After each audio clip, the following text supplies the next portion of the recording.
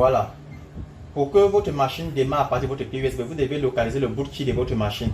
Donc chez moi c'est F12. En allumant, je presse F12 du clavier, comme vous pouvez le constater. Donc, regardez bien, j'ai pressé F12. Voilà, maintenant ça affiche l'interface checking. Donc, comme vous pouvez le voir sur mon écran. Donc pour le moment, c'est à nous de patienter. Il démarre le logiciel. Donc voici checking qui est en train de charger. Dès que ça va charger là, ça va afficher son interface. Là, je vais procéder au jailbreak. Ok, c'est ça maintenant le logiciel en question. Avant d'effectuer le jailbreak, j'aimerais d'abord qu'on fasse quelques petites opérations. On va un peu bien regarder la caméra. Vous voyez ici, il y a deux options. Il y a l'option Option. L'option Star n'est pas cliquable. Donc, on ne peut pas sélectionner. Il y a l'option Quit. L'option Quit permet de quitter le logiciel, donc de fermer le logiciel. L'option Option permet d'accéder aux options du logiciel, donc aux options cachées. Et pour ce faire, pour naviguer, on va utiliser les touches du clavier parce que la souris ne fonctionne pas. Il faut utiliser les touches du clavier, vous voyez bien. Ok. Donc, ce qu'on va faire, regardez bien, je pars dans Option. Je vais aller avec la touche Entrée du clavier, comme ceci. Vous comprenez? Voilà. Ok, bon. On va patienter d'abord un peu un instant. Comme ça, mon clavier va se reconnecter parce qu'actuellement, il y a eu des connexions sur mon clavier. Voilà. Maintenant, dans Option, ce que j'aimerais que vous fassiez, il faut toujours sélectionner Allow on Test iOS Option. C'est important, on va bien zoomer. Voilà. Quand c'est à ce niveau, vous sélectionnez comme ceci et vous sélectionnez également Verbose Boot. Pourquoi je sélectionne Verbose Boot? C'est pour que dès lors que mon téléphone est en train d'effectuer le jailbreak, ça affiche les écritures sur mon écran pour que je puisse voir l'évolution. Ok?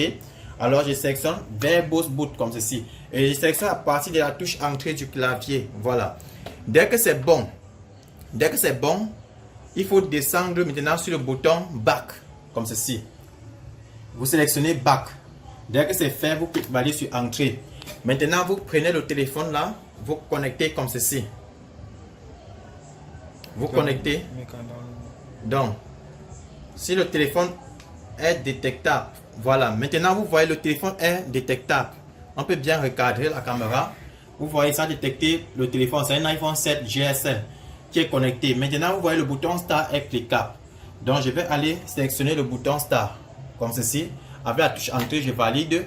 Il va éteindre mon téléphone. Donc, je valide encore une fois.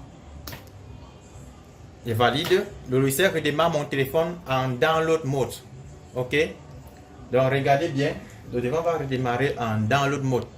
Une fois en download mode maintenant, le logiciel check va m'afficher la procédure. Voici les touches qui me demandent de presser pour pouvoir lancer le jailbreak.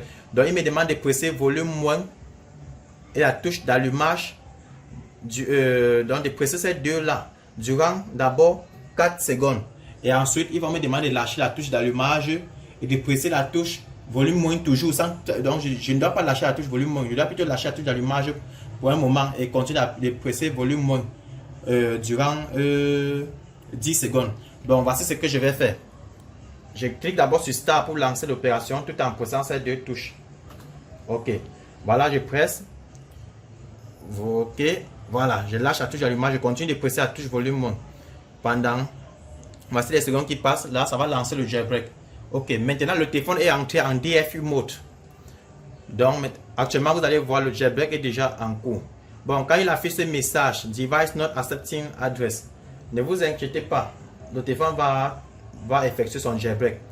Donc ne vous inquiétez pas si vous voyez ce message. Tant que c'est sur booting, regardez, le jailbreak est en cours. Regardez les écritures bizarres, donc vous voyez là, c'est en train de détruire la sécurité du téléphone. Donc quand ça fait ça, c'est en train de détruire la sécurité. Dès que c'est bon, le téléphone va redémarrer tout seul. Donc ne vous fiez pas au message ici qu'il affiche. Voilà le téléphone qui redémarre. S'il affiche ici All Done, sachez que le jailbreak a été effectué avec succès. Donc on patiente.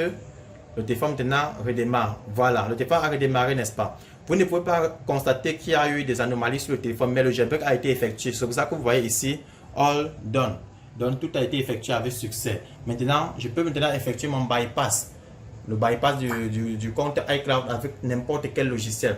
Donc à vous maintenant de chercher les bons logiciels pour effectuer le bypass de votre iCloud. Moi par défaut je vais utiliser le logiciel EFT Pro pour pouvoir effectuer le bypass. Comme c'est un GSM, le logiciel EFT Pro va effectuer le bypass avec réseau gratuitement. Donc voilà pourquoi il dit qu'il faut acheter ce dongle, c'est important. Ici, pour ceux qui sont au Cameroun, vous pouvez me contacter, je suis dans la ville de Douala. Là vous pouvez avoir accès à votre clé EFT. Donc, c'est tout pour cette vidéo. Merci d'avoir regardé jusqu'à la fin.